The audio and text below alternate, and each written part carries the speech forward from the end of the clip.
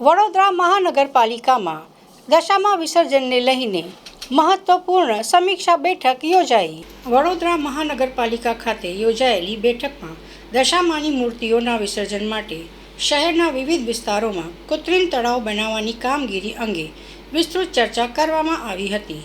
નાગરિકોને વિસર્જન માટે દૂર સુધી જવું ન પડે તે હેતુથી આ વર્ષે ગત વર્ષની સરખામણીએ વધુ કૃત્રિમ તળાવો તૈયાર કરવામાં આવશે। પ્રાથમિક માહિતી મુજબ ગત વર્ષે જ્યાં અંદાજે 6 કૃત્રિમ તળાવો બનાવવામાં આવ્યા હતા, ત્યાં આ વર્ષે 8 કરતાં વધુ કૃત્રિમ તળાવો તૈયાર કરવાની યોજના છે।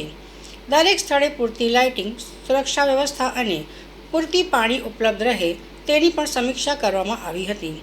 બેઠકમાં સ્પષ્ટ કરવામાં આવ્યું કે વરસાદી પાણીના નિકાલ માટે સિદ્ધનાથ તળાવ ખુલ્લું રાખવામાં આવ્યું છે, પરંતુ ત્યાં મૂર્તિ વિસર્જનની મંજૂરી આપવામાં આવશે નહીં।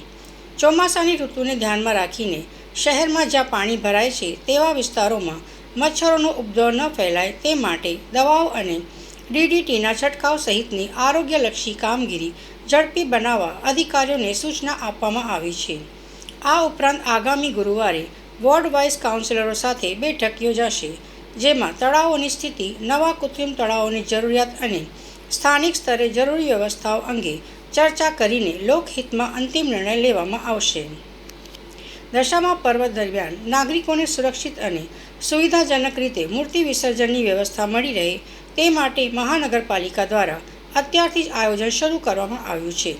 હવે જોવાનું એ રહેશે કે આગામી દિવસોમાં આ તૈયારીઓ કેટલી અસરકારક રીતે અમલમાં આવે છે।